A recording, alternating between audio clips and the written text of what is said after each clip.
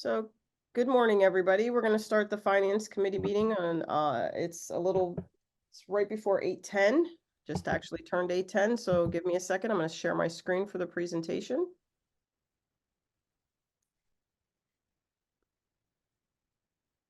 And can everybody, let me start the slideshow here. There we go. Can everybody see that? Yep. Yes. Okay, so we have two agenda items today. First one is relatively quick. This came out of the property committee meeting. So we'll get into that. We're just gonna go do a quick recap of the financing piece on the middle school project, because at the property committee meeting, there was an update. We finished the schematic design, the schematic budget. So we're gonna just review the financing strategy and plan for this project. And then we're going to get into the meaty part of the conversation. It's the first look at our 2004-2005 proposed budget. So just want to start with a recap. These slides are actually taken from the November 14th meeting. Basically, and this has been discussed multiple times as we've gone through this project, but one of the district goals this year for finance and facilities was to talk about an improvement to the middle school and an addition and renovations project. So just wanted to let you know kind of the process that we've been having pre-design and design meetings with the design team. That's the administrators at the middle school, Dr. Yannicone, myself, Mr. Thorne, and then the team, the architects, the engineers. There's other people that are doing geotech work, the HVAC work. So that group of people, we meet every 2 weeks. And then on top of that, there's been, we're into the part now where we've had user meetings with specific groups that are being impacted, such as the theater group or the musical group, because we're obviously building an auditorium. We just had our food service user meeting yesterday because we're expanding the kitchen. So all of that stuff is happening in the background. And then meanwhile, there's design team updates at the property committee meeting. And then obviously there's financial planning meetings that are happening at this committee meeting. So at the property committee meeting, there was an update. And basically out of that update, the schematic budget got done. So the current cost of the project is about $32.5 million. That number differed from when we first started this project. We were looking at about a $31 million project. So we wanted to revisit this just to let the finance committee committee members know where we are in the funding process of this and how that all falls. So, Sean, you might not know this because I believe this happened before your time, but Neil, you should be familiar with this. We're in 4 phases of borrowings over the next, we had one last year and then 3 phases coming up. So we started off with the capital projects phase. There was a multiple of things that needed to be done within the district that we sat down and talked about how are we funding this. The need of it needed to be there. So phase one was doing a bank qualified bond issuance, which I'll get into in the next slide, to cover all of these projects. So there's 3 phases to the roof project. We're doing about 30,000 square feet at a time so that we don't disrupt school. We're doing it over the summer. Last summer, we did phase 1. This upcoming summer, we're doing phase 2.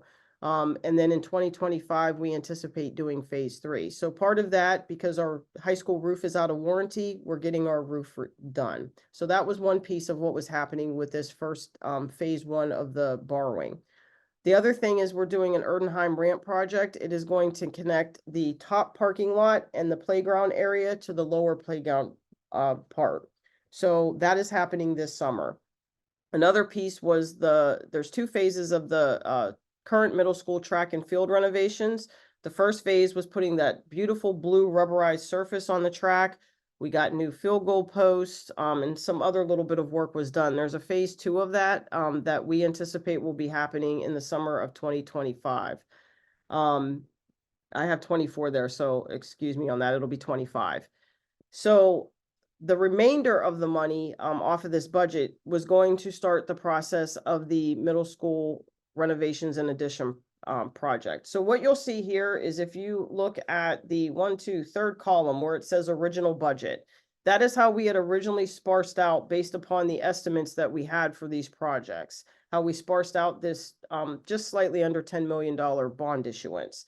What happens in this process is Dewey Engineering comes up with a cost estimate based upon the specs and the scope of the project, and then we actually go out to bid on the project.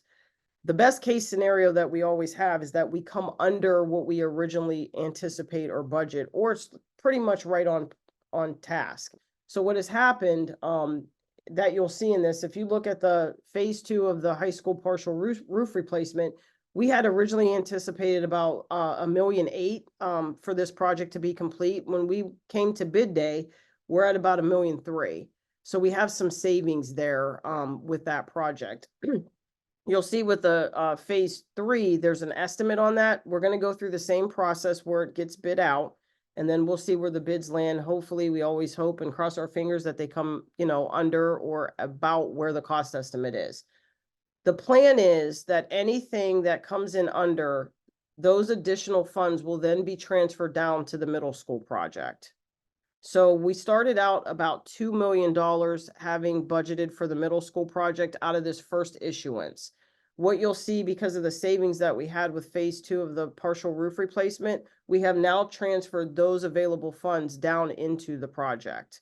So we're sitting on about $2.5 million out of this first phase 1 borrowing for the middle school project. That's to get everything kicked off, such as the engineering cost, the design, the architect cost. We've had some geothermal investigations happening. So all of that stuff is happening right now. We're not really into the crux of it yet, where the construction and all that's happening. That's coming down the pike. Are there any questions with this slide? I just kind of want to set the tone here so that we understand as we get to the next slide how these pieces all fit together for the funding. No? I'm good on. No, I'm good. Thank you.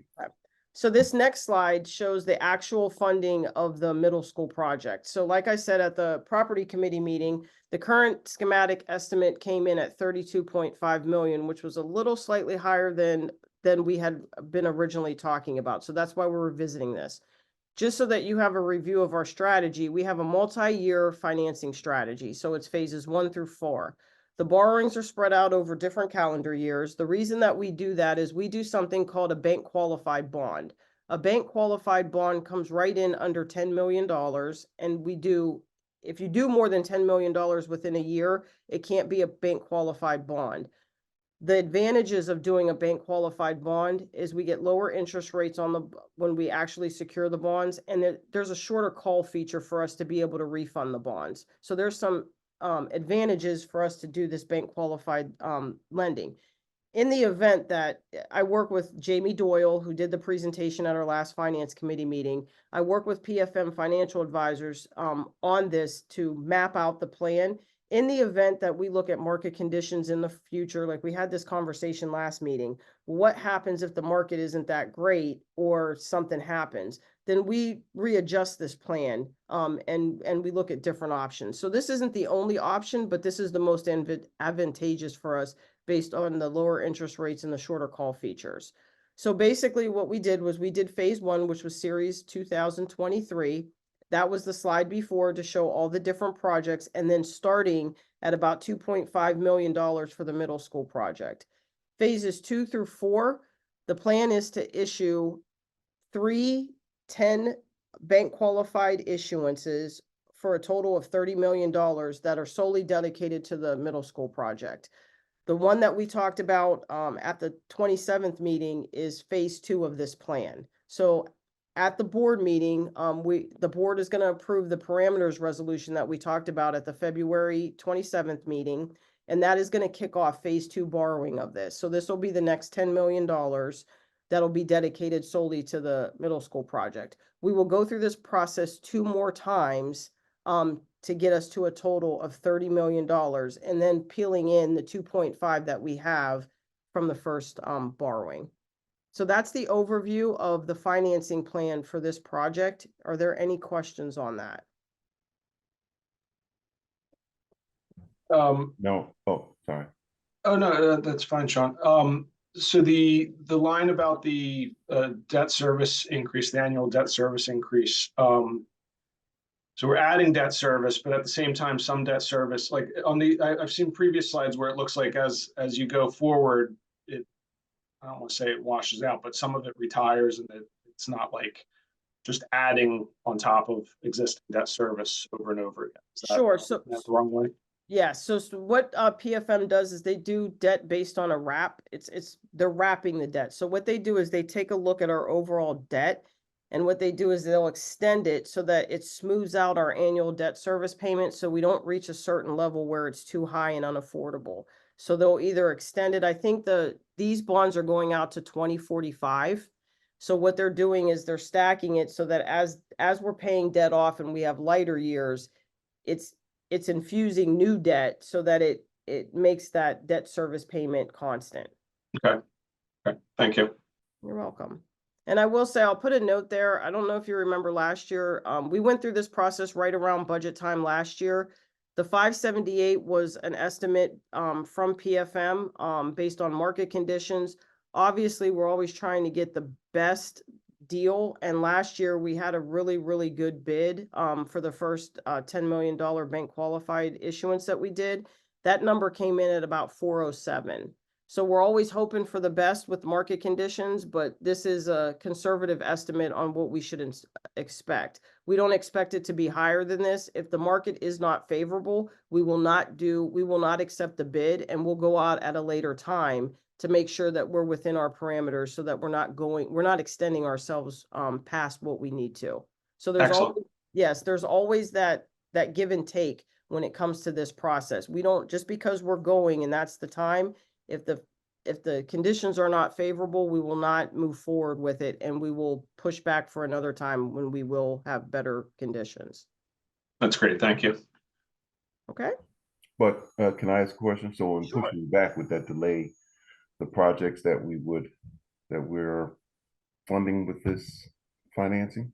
No, it doesn't delay the project. It delays the timing of when we receive the funding. So Okay, the crux of when we spend our funding is going to be when we're in construction phase, because that's when all the contractors, the 4 contractors, want to get paid. So that's when the heavy lift comes with this. So it'll be when we start the construction time on this project. So it'll be in 18-month period from the completion date, and backtrack it that way.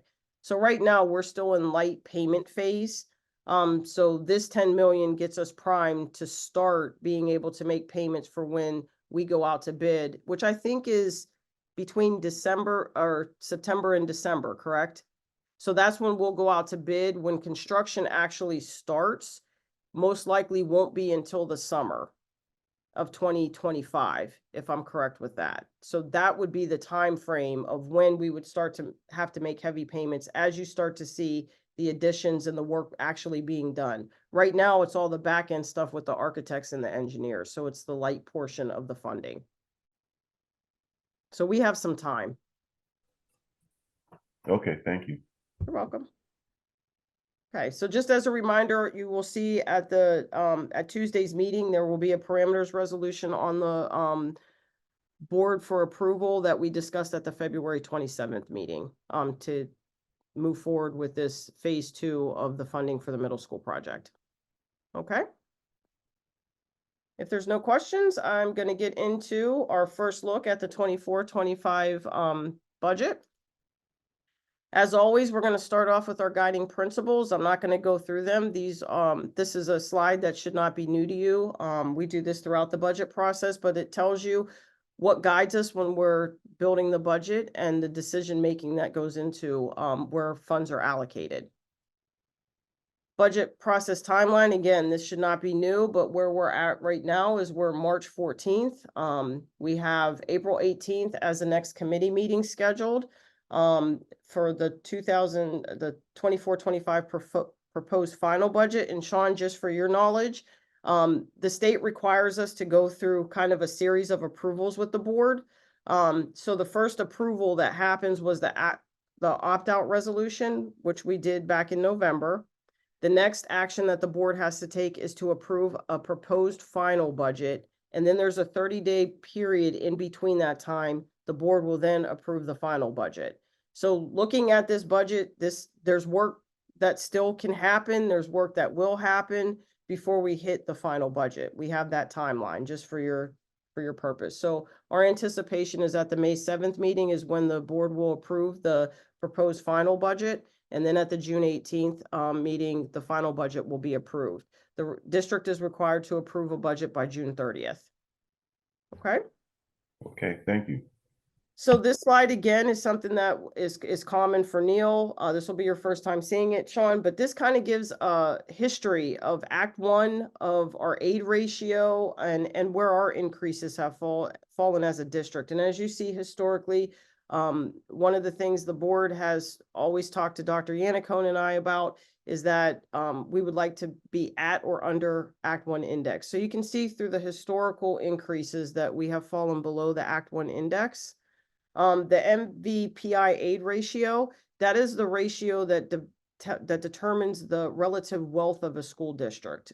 We are at 0.1500. That is the number that signifies that we are at the tier where we're one of the wealthiest districts within Montgomery County. And that's based upon tax assessment, your community, all that good stuff. So as you'll see on the bottom, I have some definitions there. The range is between 0.1500, which signifies the wealthiest, up to 0.7259, which signifies the most poverty level of a school district.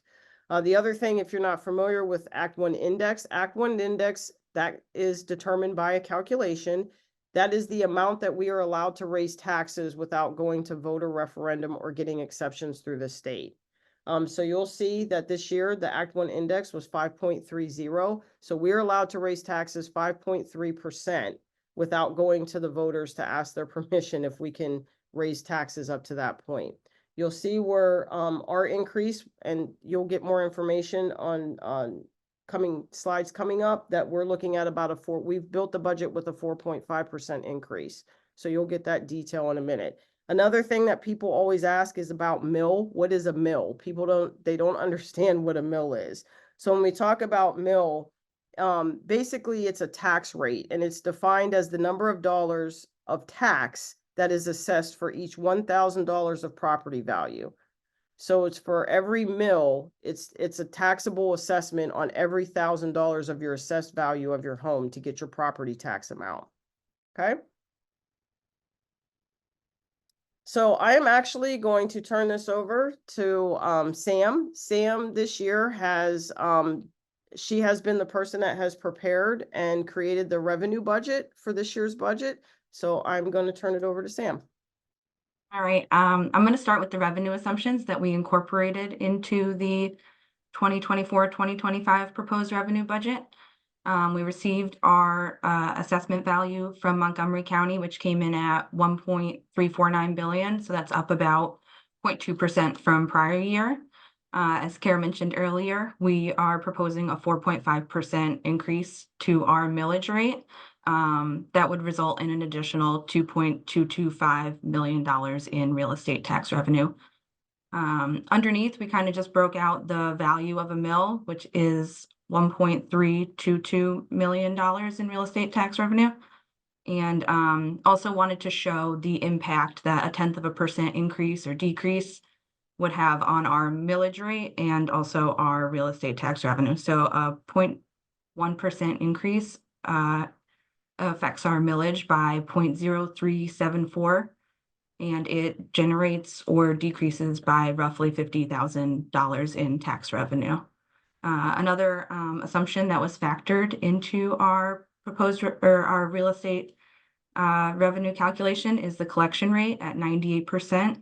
That is kind of just a historical. We have a really good collection rate in this district. We took a look at last year's numbers, which came in right around 98%. And we feel comfortable coming in at 98% for this upcoming tax year as well. The next item on our list is real estate transfer tax. This number is based on a 5-year historical trend that averaged right around $700,000. And that is where we feel comfortable coming in the next year. as well. And then for earned income tax revenue, this number reflects minimal annual historical growth. We've seen growth in our earned income tax in previous years, and we received analytical analysis from Berkheimer that kind of just suggested that there might be a little bit of a slowdown in that growth for the coming year. So we reflected growth still, but a smaller growth than previously. For our other local revenue, this number reflects an increase in our investment income and also in our 23-24 IDEA allocation that we received. For state revenue, this number reflects our 2023-2024 actual allocations. In the last Finance Committee meeting, Kara kind of presented the governor's proposed budget, and we have the potential to realize an additional $135,000 in revenue, but that's just a proposed budget. And since it's not passed yet, we typically stick with our actual allocations from current year in this area. Another area in our state revenue is our retirement and Social Security subsidies, and these are adjusted to our overall salaries for the upcoming budget year. And then finally, we have revenue for federal revenue. Title funds are based on our 2024 actual allocations. And then one important thing to note for federal revenue is that our ESSER dollars are expiring in September of 2024. So we can expect to see a decrease in this line item due to that. We have a remaining of $120,000, which is allocated to our 2024 ESY program.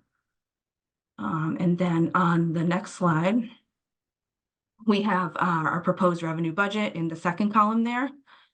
Starting at the top, you can see our current real estate tax revenue. This reflects that 4.5% increase to our millage rate, putting us at $49.5 million there. Some other changes that you might see are the 2.3% change. That's the minimal growth that we showed in the earned income taxes based on that Berkheimer report that we received. Underneath that, we have our other local revenue, which shows about a 20% increase. That is due to the IDA allocation that we received, which was up about $100,000 from the prior year. And then also the increase in investment income. And then the other ones, just to point out at the bottom, the other federal revenue, that's where you can see the decrease in that line item. That's the line item that decreases due to the ESSER funds expiring. So it's a bit of a drop there. And then that puts our total revenue at $71,345,725 for the proposed 2024-2025 budget year. So pass it back to Kara for expenditures. Thank you. Are there any questions on these slides before I move forward? I have one question, and I understand this may be the wrong way to look at things, but just from the outset, talking about a 4.5% increase, but then also discussing how the growth in earned income taxes is slowing. Like, is that? I don't know. I'm just I don't mean to throw that out early, but is that the wrong way to approach it? Saying, okay, are we? If income growths are slowing and here we are increasing taxes, what's the impact then on the average resident? Sure. So some information that we get back from Berkheimer, which is our external source that kind of gives us our estimates. Something that happened that was a little bit of an anomaly that we're kind of flatlining out right now is COVID. I think it's an anomaly with everything, but something that happened was we saw some peaks in our earned income because of people working from home. So there are people that normally travel into Philadelphia or travel other places that when COVID shut things down, and then even a couple years after COVID, employers allowed people to work from home, or they shifted their practice to allow people to work from home.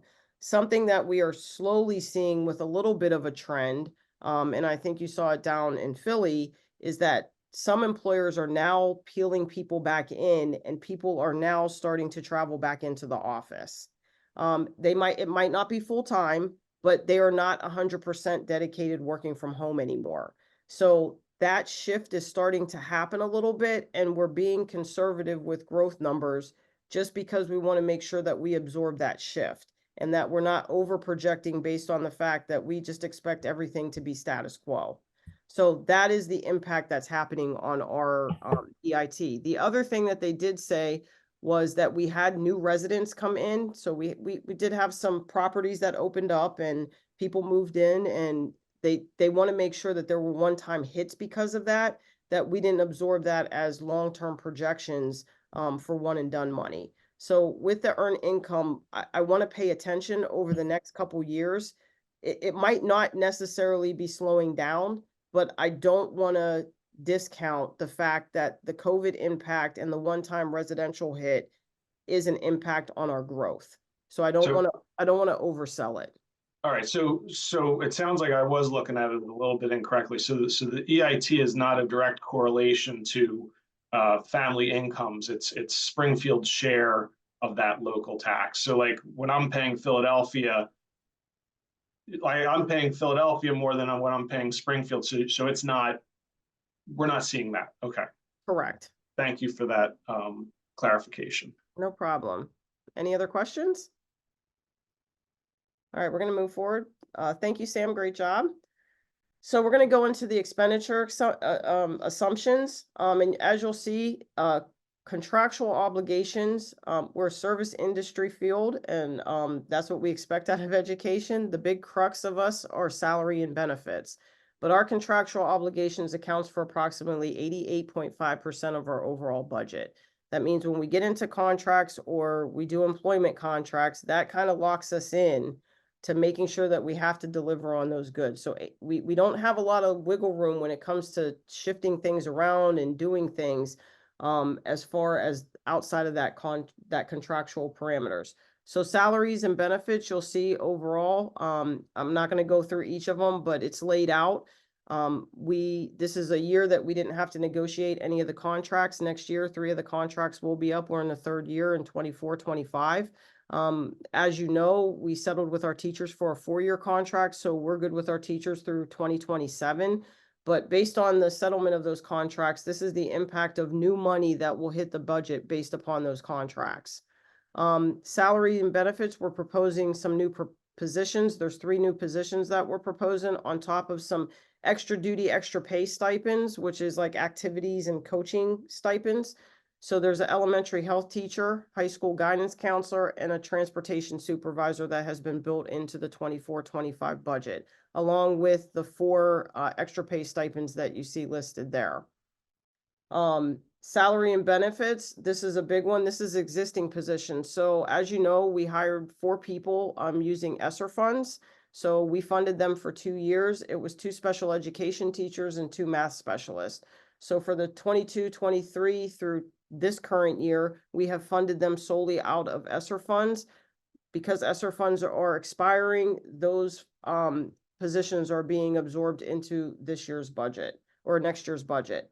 Other contractual obligations, I'm just, I have them all listed out just to show you what those things are. It's license renewals, leases and rentals. You know that we outsource our custodial services and our security services. We have substitute services, athletic training services, utilities, and debt services. And debt services, again, we spoke about that earlier, being a big one. Other things that are new, so those are contractual obligations, some things that have been peeled in that we look at as being supported in the 24-25 budget is our continuation with our curriculum cycle, which is about approximately $400,000. It's a K-8 math extension. It's K-5 health and PE, AP psychology. And as you know, we started the strings program very successfully last year in our elementary, and those 4th graders the 5th graders will be moving up into the middle school. So we now have to encroach into the middle school for the orchestra and strings resources and materials. On the technology piece, it's about a little over $500,000. We have an iPad replacement for grades K through 2. Our current devices are 4 years old. When we originally absorb those devices, we purchase those outright. We are now on a lease cycle with all of our buildings, and all of our, device staff and student devices that we hand out. So it is now, Enfield's turn to have those devices upgraded. We are in a, Mr. Lutz did a great job with Apple. We're in a lease with Apple that got approved at the last meeting. And it does afford for us to be able to have Apple buy back some of the iPads that we are getting rid of. So there will be some offset there with that lease. We are also doing a teacher laptop replacement. That lease expires the end of this year. Those devices are 3 years old. Mr. Lutz took a look at those, at the different leases that were coming up, and he's decided that we need to move forward on the teacher laptop devices because they get the most use as far as being able to provide that information to our students. So he's in a process of doing that. That laptop replacement lease was, I believe, about $40,000 less than the previous year. So that's a positive thing on that end.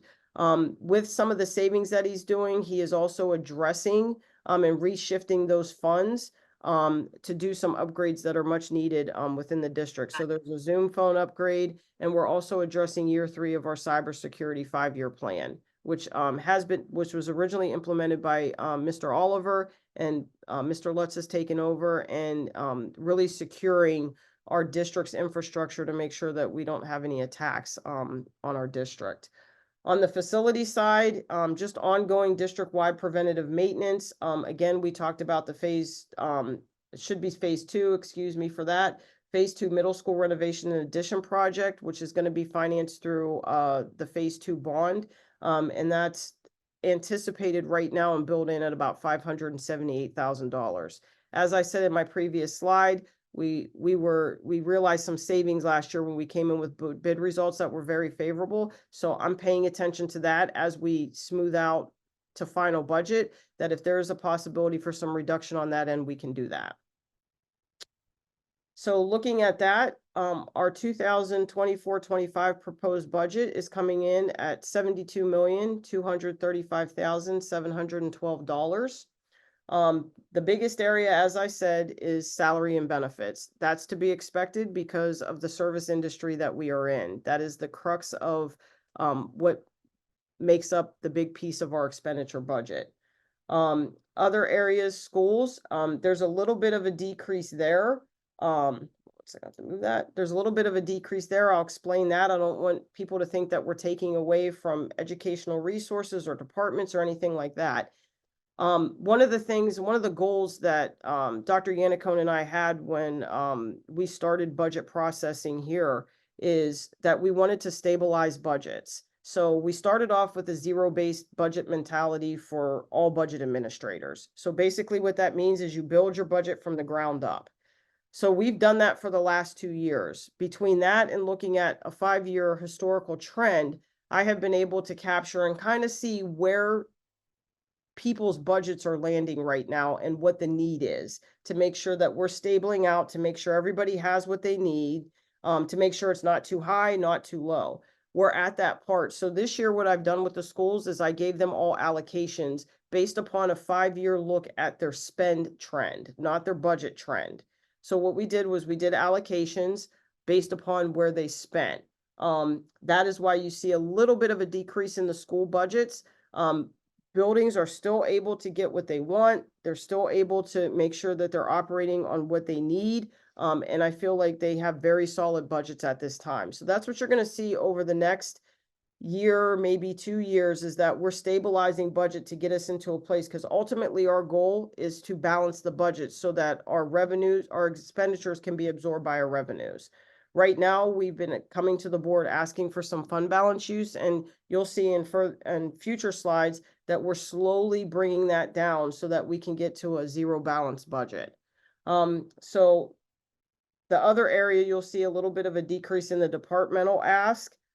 Same thing, it's just stabilizing budgets and reallocating some resources and other budgets, making sure that we're getting cycles in place. Like, one of the questions that comes up is every 5 to 8 years, we have these big asks for curriculum.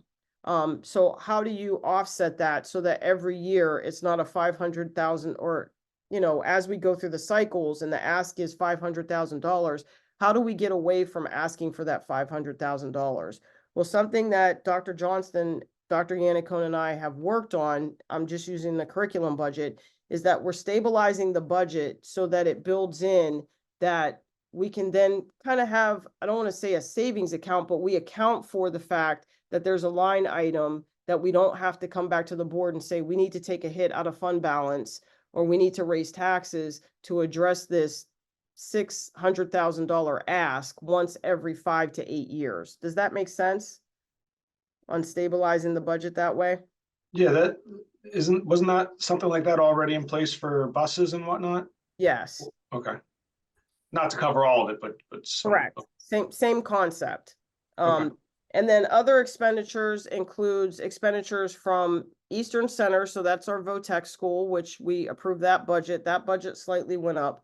Legal and accounting services, board services, which also includes some of our insurance coverages. The way PD has us designated to break that down is it falls under that category. So there was an increase there and an increase in our Eastern, and then the business office areas. So that other category, that slight increase of 148 is really a mishmash of Eastern and our insurance increases.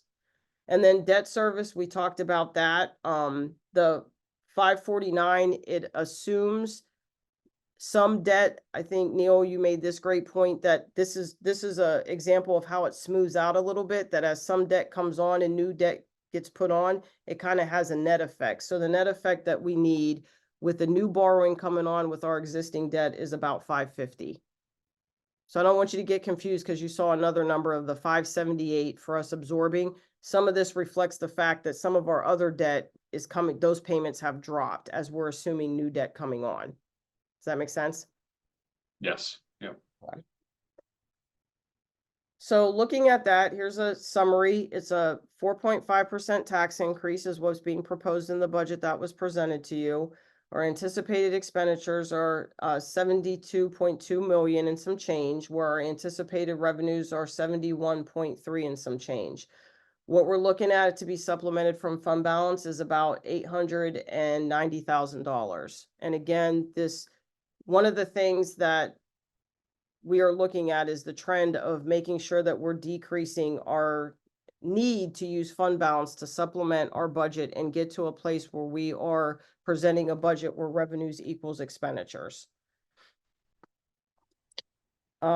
Just so that this is a slide that we have always talked about before, is what we are proposing and then what it looks like on a lower side or a higher side. So as you know, 5.3 is the highest that we can raise taxes. What that does is it would give us an additional, it would give us some additional funds, about 400 and some $1,000. What impact that would have is it would reduce our need to use fund balance from 889 to 494. Going the other way to about a 4% increase range. And again, if you go back to the revenue slides, Sam put in there a 0.1% increase. So you can kind of play with that number in between, piggybacking off of this slide. What it would do if we went down to a 4% increase without touching any of the programs or any of the asks that we have built into the budget, and just going strictly off of a tax increase and use of fund balance, the impact on fund balance would rise about $300,000 to about 1.1. And then you see on the bottom the monthly and the annual impact on the median homeowner within the district. Ms. Green, can I ask a question before we keep moving? Sure. First of all, I always appreciate how you guys lay out the detail. It makes it easy to absorb and understand. So thank you. If we go back to the expenditures overview slide, showing that the total expenditures are anticipated to be up about 3.7%. Sure. One thing I don't understand is,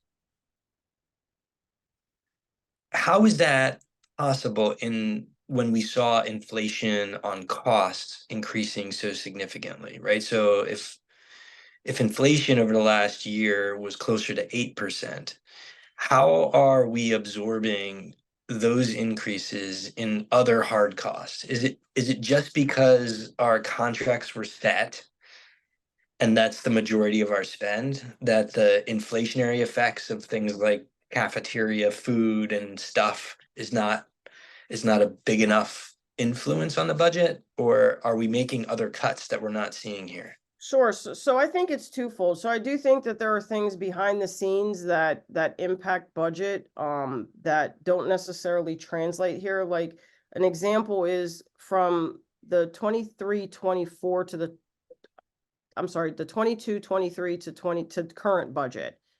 We had some attritional savings in our salaries and benefits. And we most certainly peeled that in when we did budget last year, but some of that stuff came at, after the fact, after budget was pretty much set. And some attritional savings happen where a teacher that's on the high end of the salary scale leaves and retires, and then the person coming in doesn't quite fill that void. So you have some savings there on the salaries and benefits. So we always weigh that. And when you're building the personnel budget, you take those factors into consideration, and that does have a play on it. I do think the fact that we've settled contracts, and this wasn't a contractual year for anybody, that we had to build those assumption in, so that those numbers were set. And if you remember when we did the steps contract, one of the things that happened with the STESPA contract is that we front loaded that contract year one. So the majority of their increase happened in year one of their contract. And then subsequently, the other 2 years were a little bit lighter. And it allowed us, almost like debt service with the wraparound, it allowed us to absorb the new numbers coming a little bit better with the teachers in that contract and other contracts. The other thing is I think the work that we have done on budget and some of the one-time asks that have been in some of the departmental and school budgets, that has enabled us to be able to absorb some of that inflationary thing. So I go back to one of our goals has been to stabilize budgets, to make sure that we built the budgets for people to a level of where they needed to be able to operate, so that they don't come back to us in the middle of the year and say, this happened and we need this to happen. So between the buildings, I think all the departments, including facilities and technology, I think we've done a good job of building those budgets over the last 2 years so that it could absorb those inflationary impacts. Another thing, I think technology wise, we have switched over to financing and doing it through a lease, which has minimal impact on the difference in the cost. And so there's different options that we have where if the conditions of the equipment is good, we can extend that out a year. So that's a case with some of the leases where we can extend and not have to pay that lease. And those funds that are allocated can then be used to absorb some of the costs to do one-time things to put us in a better position. Did that answer your question? It does, yeah. I would have expected intuitively the percent increase of running the school to go up more than this, and it sounds like some luck, but also some great planning, restructuring of contracts has allowed us to absorb most of that inflationary impact, or spread it more evenly in the planning process. So no, that makes a lot of sense. Yeah, good work. Thank you. And the other thing is that we're not seeing the inflationary numbers that we have seen over the last 2 years. That's slowly coming down. It's not where we want it to be, but I think a highlight of that is how our phase 2 roof bid came in. Our phase 2 roof bid came in. If you compare that to phase 1, and where those numbers were, I think that was the crux of the inflationary period. And I think when you see those differences in the bid numbers, that you'll see that things are starting to settle down a little bit with inflation, not to where we want it to be, but I think there's starting to be a little bit of relief when it comes to that. Great, Sean, you go ahead. All right, so my question is more so regarding expenditures regarding staff. Dr. Yannico noted in previous conversations that as people retired or left the school district, in order to bring somebody in that is qualified and also is also more so applicable to our goals, you had to bring somebody in at a higher rate. And I guess my question would be, is with salaries and benefits, is that also included in that you may have to bring some people in at a higher rate than you would normally look to bring in? Because as you know, a lot of people people going to retire, people going to leave, and to bring somebody in at a higher rate would affect this salary and benefits estimate that we have here. So Sure. is that, go ahead. Absolutely. So that's a great question. I work with Emily Kerr, who's our Director of Human Resources. We have a baseline when it comes to vacancies of where we put them in as far as education level and the step that they come in. So when somebody's retiring and I know that they're retiring and that vacancy hasn't necessarily been filled, I don't budget for that at bachelor 0, which is the lowest. That's our starting salary. That's the lowest salary that you could possibly start at. There's a baseline on where I budget vacancies at to start, especially our educators, because we do give educational and we do give, as you're saying, we give experience.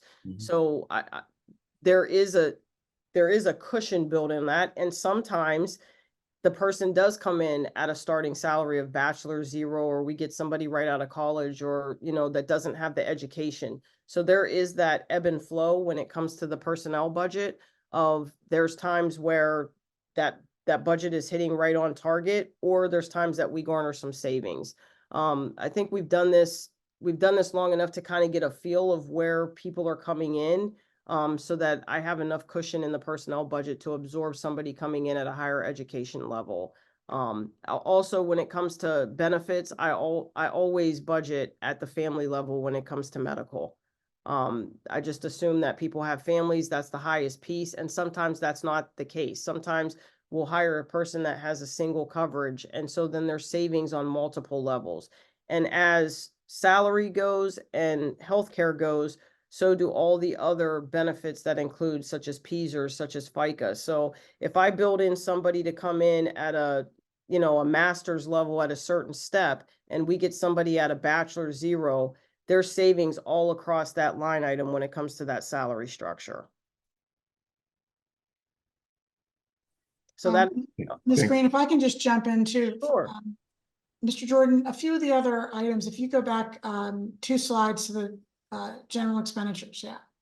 So as an example, Ms. Kerr will do an analysis of, for example, the elementary health teacher.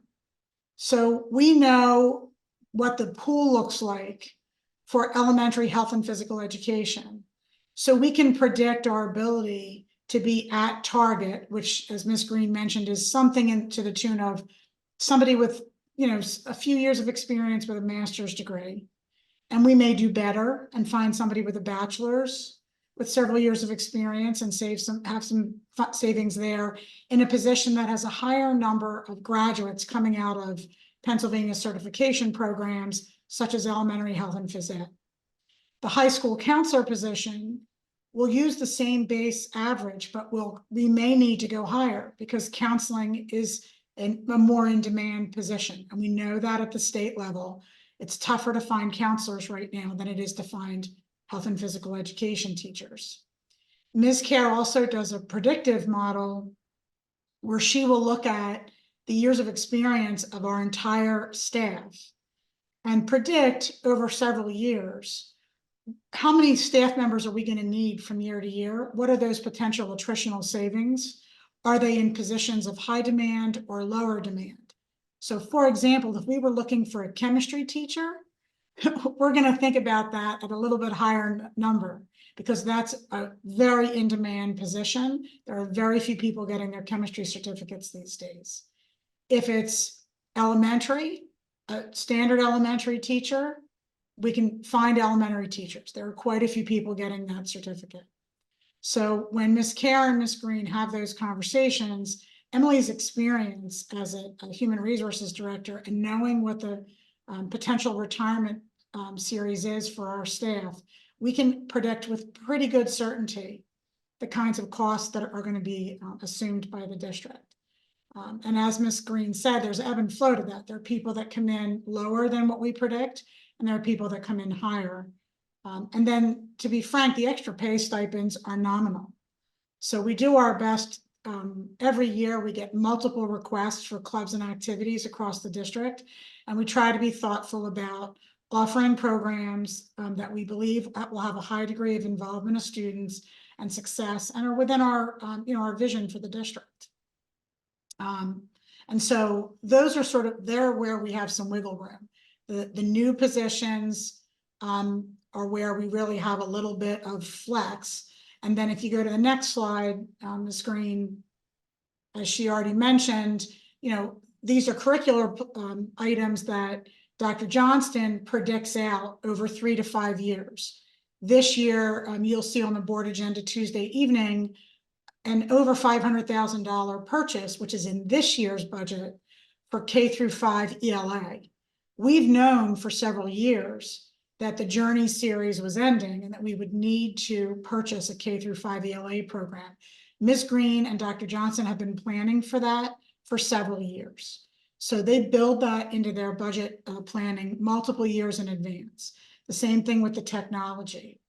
Now that we're on a lease cycle, we can be predictive, and that helps Ms. Green to level out the budget rather than having high peaks and valleys, which really wreak havoc with an ongoing budget planning cycle. So we're getting to a stable place where we can be very clearly predictive, and that's going to really help us in the next few years to balance the budget. And there's another slide coming forward that Ms. Green will share that shows the work we've done in the last 4 years to move in that direction. Thank you. Thank you very much. I appreciate the explanation. Okay. So again, I'm coming off of this slide just to show you from a tax increase fund balance option. And then we wanted to go to this slide to show you that, based on not going with a tax increase fund balance option, what things wouldn't happen if we don't go to where we need to go on the previous slide.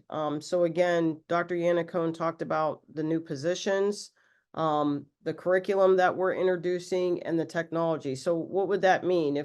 If we choose to cut costs or cut anything out of the budget, these are the areas that we would take a look at, and this would be the programmatic impact that would have if we choose to go into a different direction of not supplementing a lower tax increase, or not coming in at the tax increase that we're proposing, or not using fund balance. So it's talking about not hiring the positions that we have noted here, maybe deferring the curriculum that we're talking about, or deferring the replacement of the devices, which obviously is not the recommendation that we have, because our recommendation moving forward is the budget that was presented with these items peeled in. This is the slide that Dr. Wait, Yannick- Ms. Green, can I ask a question about that last slide real quick before?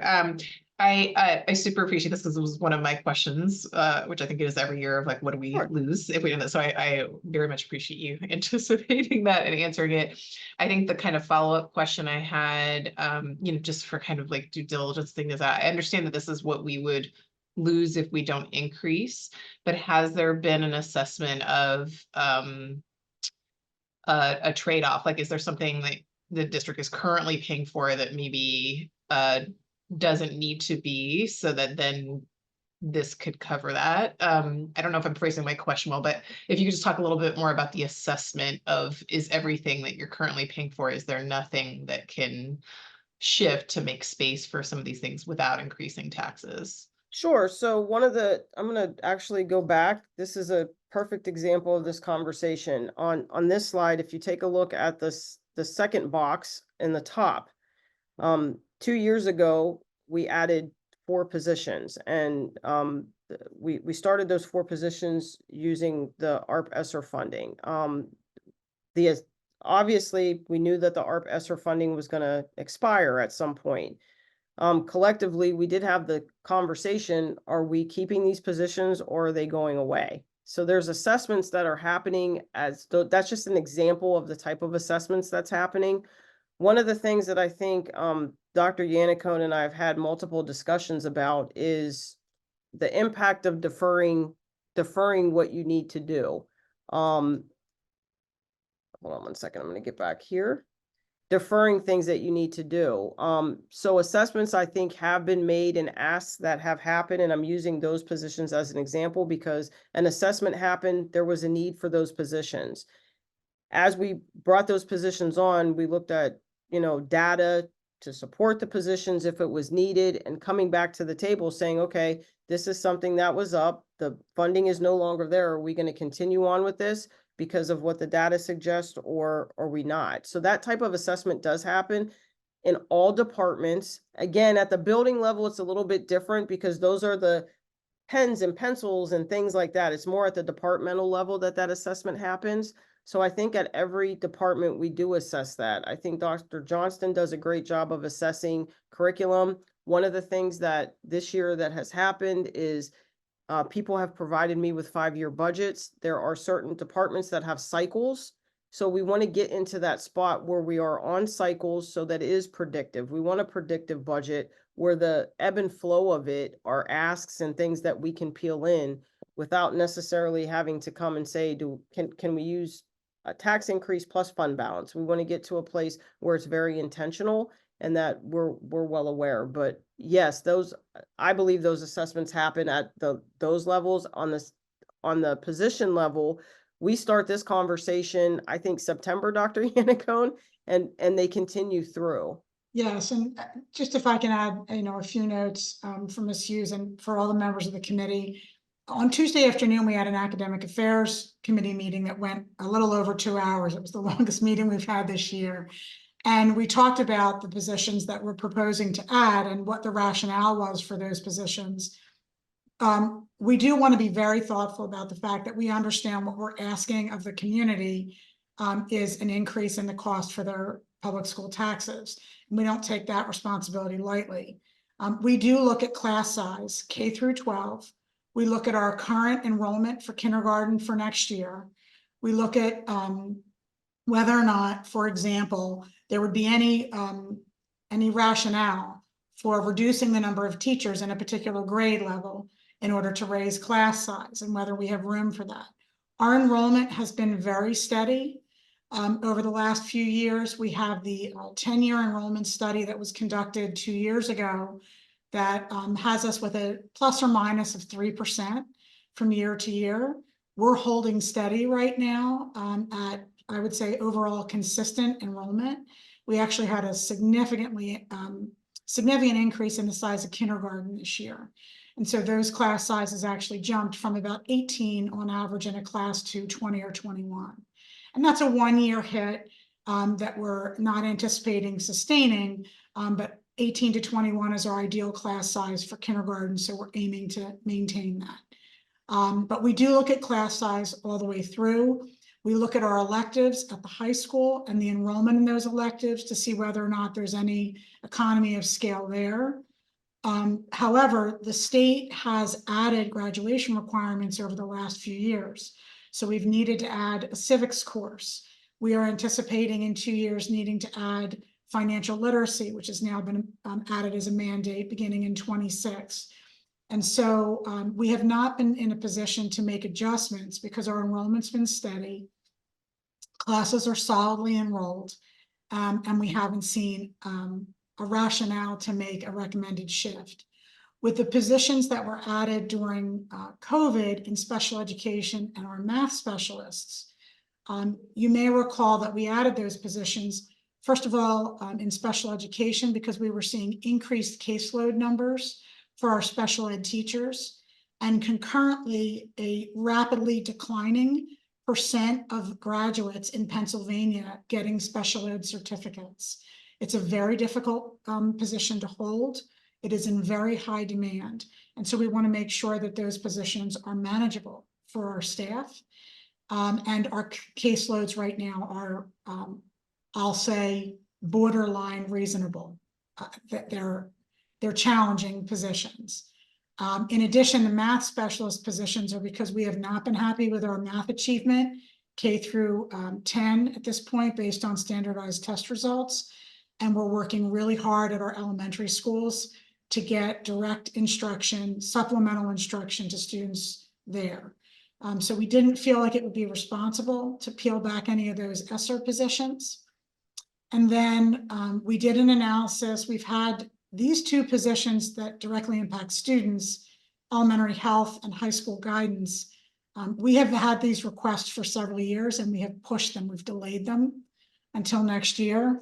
The health position is a mandate from the state that you have K through 6 elementary health instruction. And we, to be frank, have been barely, if at all, meeting those requirements. And so we feel like we need to get on board with elementary health. There's mental health and elementary hygiene and at-risk behaviors in the upper elementary grades that we are seeing. And I'm not going to blame it all on COVID. They're just things we're seeing that we feel it's an important priority for us.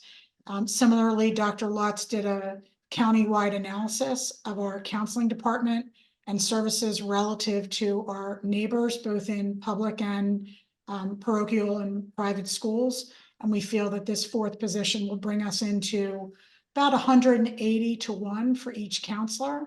And that will highlight a heightened and more appropriate level of service, in particular for our 9th and 10th graders. The feedback we've received from students is that they feel very good about the services they receive in junior and senior year, but they feel like there's a gap in 9th and 10th grade in post-secondary planning and mental health supports, and we want to be able to fill that gap. And so those are just some of the rationale. Certainly, there are 2 ways that we could go to tighten the budget. One would be to delay or defer some of these items on this page. The other would be to increase our reliance on fund balance in order to bring the tax increase down. And we appreciate the fact that we have about a month to also take a look at what the state numbers may start to look like. Ms. Green will be looking carefully over the next month at any of the other financial factors because we do know that we want to be as responsible as possible with the tax increase. We know that that has an impact on our community and we want to minimize that to the extent possible. But we also want to continue to grow our program and meet the needs of our students. Absolutely. Thank you both for those great responses. And then my other follow-up question, just very quickly, and I cognizant of time, I don't want to keep us too long, but just and I'm happy to follow up with this question later if time doesn't allow it. But just curious about, since you do have these kinds of predictive numbers, which is fantastic to hear, that fiscal responsibility the district is doing at the administrative level. Is there a sense of, if we did this recommended increase this year, what the trajectory for increases might be in the next 2 to 3 years as well? I don't know if you have the ability to project since there's so many factors, but it would help me as a school board member to understand if I'm saying yes to this year, are we on a slope where then it's going to keep being 4 to 5% for the next several years, or is this a momentary thing and then who knows where we end up next? Sure. So one of my goals, and one of the things that I'm working to do is to build a 5-year projection, a financial projection. This year it'll be in-house. Next year I'm hoping to, there's systems out there that will allow you to put assumptions in and kind of build that model through a system. So I'm looking at a couple of those systems to possibly implement next year. But I've done this at my previous district, so I'm aware of the assumptions and the type of things that you can bring in. As you heard me relay earlier, this is the first year that I asked for a 5-year kind of projected budget from all the departments and all the schools, which I got, which will help me start to build that model so that you'll be able to see that outlook. But yes, those things that'll happen that we have to talk about, and obviously is a big part of the budget, is contract negotiations. And I 100% agree with you, and Dr. Yannicone and I have this conversation a lot, not only on the financial side, but also on the capital side. We're getting the capital side, the facility side taken care of because we engaged Dewey to do a capital assessment plan so that we have an understanding of the 5-year needs and costs associated with that. So I'm working on doing the same thing on the financial side so that we can peel in. We have projections for Act 1 index over the next 4 years. We have an understanding, our teacher's contract is solidified through 2027. There will be some projections that are needed for the upcoming contracts that expire at the end of next year. That takes the crux of it. The other stuff are cyclical in my belief. I think a big piece is technology. I think a big piece is facilities, and I think a big piece is your curriculum. Special ed also. This is Meg Dennis's first year with us building the budget, and I think she's stabilizing the special education budget, with looking forward thinking things and looking at K through 12.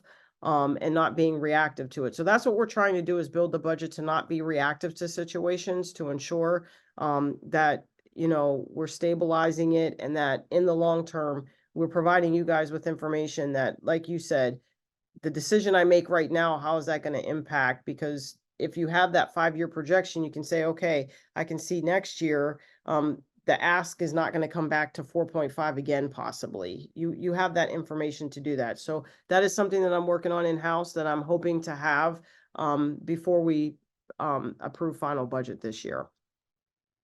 Thank you so Definitely a much. goal. Yes. If I can just supplement what Ms. Green has shared, we do have predictions from the state on anticipated Act 1 index for the next 3 years. And that prediction, thank you, as you can see, slowly declines over the next 4 years. Actually, it's great that they finally published the 2028. This were not out a little while ago. But as you can see, this is anticipated, this coming year is anticipated to be the peak, and then to return slowly to previous levels. So knowing that, Ms. Green and I have also been talking about how we can continue to meet the board's vision, which we have had shared with us over the last few years, of consistently coming under index in our budgetary planning. So we are working hard, looking out, as Ms. Green just said, 4 or 5 years out, knowing that the index is going to drop, and we are going to need to continue to tighten our budget. In addition, Ms. Green, maybe if you go to the last slide, the broad slide. So Ms. Green mentioned, and you can see this in the under final budget at the top, where it says difference fund balance. You can see the efforts that we are making over the last 4 years to steadily decrease our reliance on fund balance. We do believe that it's important that we get to a balanced budget.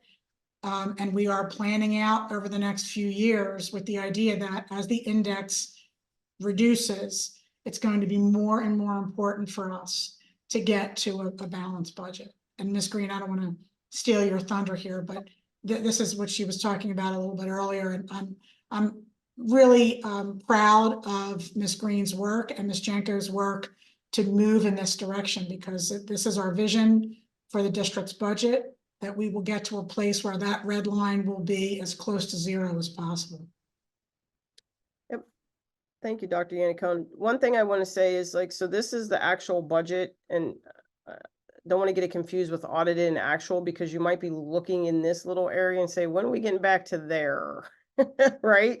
So your eyes get drawn to that quicker. One of the things that I do want to point out, though, is you have to remember that these 2 years were COVID years. Every district in the state of Pennsylvania had a surplus that year, because this was the year that we shut down. This was the end of the year that we shut down, and we weren't running contracts. We weren't doing certain things. And then going into the 2021 year, that's where it was virtual. So cost of things were not the same for districts. Then as you come out of COVID and you came out of this piece where you were able to supplement fund balance a little bit with having reserves, those reserves were needed to get us back into the norm, and then to address some of the deficits that COVID has caused, on top of what Mr. Berdard was talking about. Our inflationary rate went sky high through the roof. Not only were we feeling it at home, but also the district was feeling it with the cost of goods and services. So this is a little bit of a little blip in the in the tale that we're telling right now as far as reducing our reliance on fund balance, because I don't want it to go unsaid that this was a COVID year and there should have been an expectation of a surplus, because we were not operating in the same capacity that we had always been operating in school districts. I came on board in the middle of this year, so I came in January of this year. And so I can tell you from my previous district, same situation, we had surpluses because we weren't paying contracts out. We didn't need subs. There were a lot of things that we had because buildings were shut down and students weren't coming to school. We're in-house bus services here, but at Cheltenham, we were contracted. So we didn't have to pay out the rest of our bus contract from March until June. And then the startup again didn't immediately happen because there were virtual days. So I just want to make sure that I tell the story correctly when we tell this whole story and paint this picture. But one of the things that I am happy about, and that has been a big goal of mine and Dr. Yannicone's, is to make sure that this number continually goes down as we go to audit. That's a goal of mine. But I also don't want to be remiss in making sure that it's understood how much is happening in our district right now. We are doing a lot on the programmatic side, on the facility side, campus-wise. We've settled contracts. Within the last 2.5 years, there has been a lot of work done in our district and a lot of good things. There has been some deferred maintenance within departments, within facilities, that we are now righting that ship, and we're making sure that we're on a level that meets the standard. So I just want to make sure that I relay that as well, that we have a robust budget, but we are doing a lot. There's a lot happening. You saw on the first slide with what we're doing on our projects and making sure that we're bringing our facilities up to date and keeping them up to date. There's a lot of projects that are happening, and we're doing it to make sure that our students have the best experience here possible at Springfield. So very happy about this, and we are going in the right direction. So just as a reminder, I have 2 more slides and then we can wrap this up. I did not want to forget the property tax rebate program that we're looking to introduce with this budget. I just wanted to do a reminder. These are actually duplicates of the slides that I showed at a previous finance committee meeting where we discussed introducing this. So a lot of districts have this. That's just eligibility requirements. But there has been, I'd probably say 50% of the districts in Montgomery County have introduced this property tax rebate program. What we're looking to do is implement this for the 24-25 fiscal year. We had a robust conversation, and I know Mr. DeFranco asked about, can we do more? Because it's not that much as far as what the actual maximum rebate is for seniors and the eligibility requirements. And our recommendation at this time is, let's get the program up and running. Let's get it established, and then from there we can make tweaks to see if we want to be able to offer more of a rebate or what the participation is and how that'll work. But I didn't want to, I just wanted to put this as a reminder that we will be moving forward with this. At some point, we'll be bringing forward a board resolution to implement this program so that it is in place for the fiscal year 24-25. Any questions with that? And then just next steps, we have an April 18th Finance Committee meeting. Like Dr. Yannicone said, we got about a month to do some work. There's still some data that I'm waiting on to see, how that information falls through healthcare, through the debt service, through the state. So our next Finance Committee meeting, we will have our proposed final budget. We will show the differences if there's any swing or any changes. As always, we will work our hardest to see if we can bring the numbers down and possibly the tax number down. But at this point, first look budget, our recommendation is a 4.5% tax increase with the use of about a little under 900,000 in fund balance. The proposed final budget that will be presented at our next Finance Committee meeting will need to be approved. That is a requirement of the state. That'll be at the May 7th meeting. And then we are looking for the final board approval of budget at the June 18th meeting. So I just, again, want to remind you, this is first look at the budget. We have some work to do. the final budget is not approved until June 18th, so changes can be made up until that point.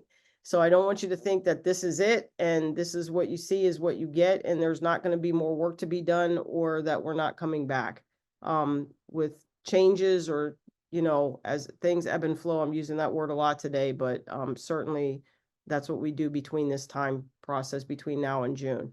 Mr. DeFranco? Yeah, I just wanted to say that I think this is all wonderful. I know we always come back and ask you, can it be lower and whatnot?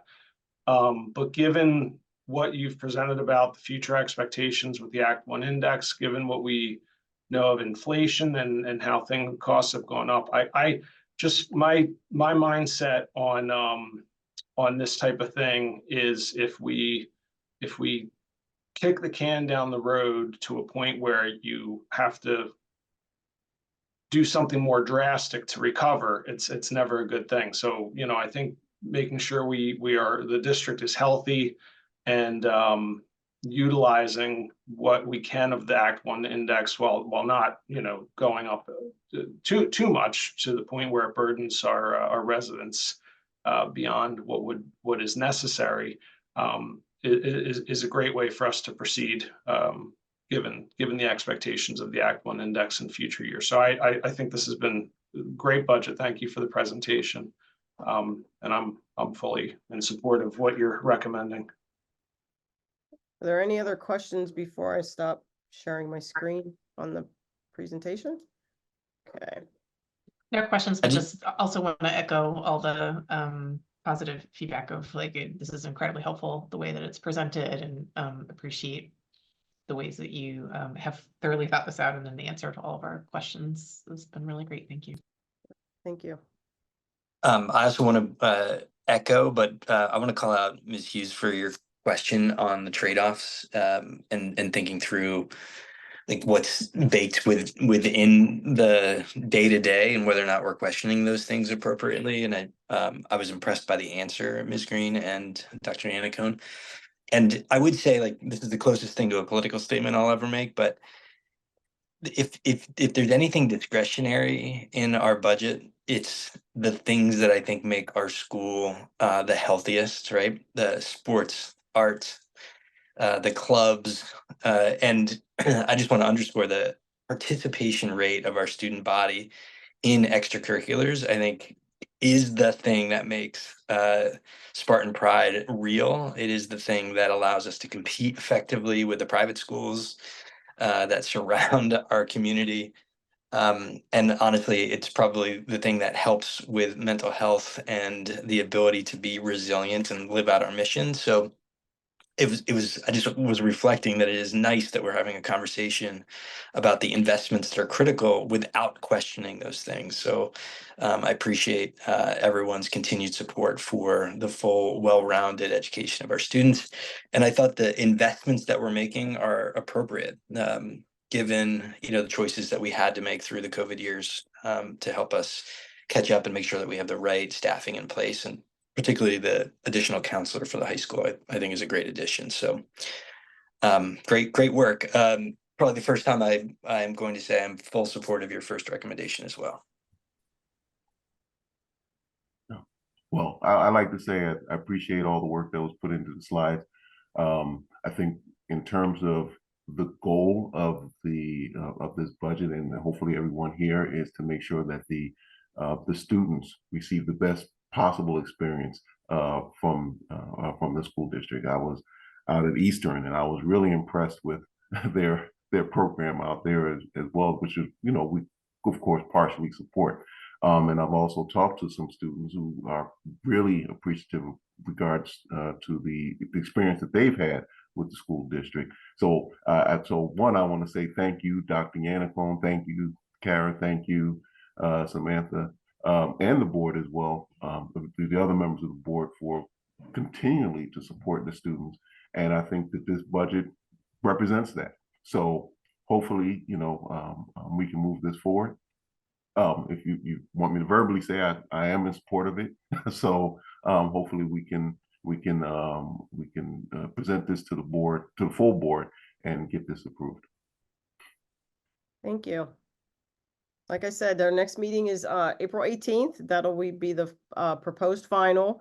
That'll be the budget where we're moving that to the board for full view. Dr. Yannicone and I usually do a presentation to the full board at the when it's being adopted. You guys will have seen it a couple times before the full board, so I thank you for your support. And if there's nothing else, just as a reminder, the parameters resolution will be on the board agenda for approval. That's the only action that's coming out of the committee meetings. And if there's nothing else, Dr. Yannicone? I just wanted to say thank you to the members of the committee. We've had 3 committee meetings this week, property on Tuesday morning, where we had a great representation of the board. We had a long and involved academic affairs meeting Tuesday evening, and now this finance meeting. Appreciate having all 4 of you here, and appreciate your student-centered focus as we work through the budget process. So thank you all very much. We feel very fortunate to have a board that's real clear about what our job is. So thank you. All right, meeting is adjourned. Thank you, everybody. Have a great day. Thanks. Take care. This was Thank you. wonderful. Have a great day. Ms. Janko, great job on the revenue analysis too. Thank you for that. Thank you. All right, see you guys.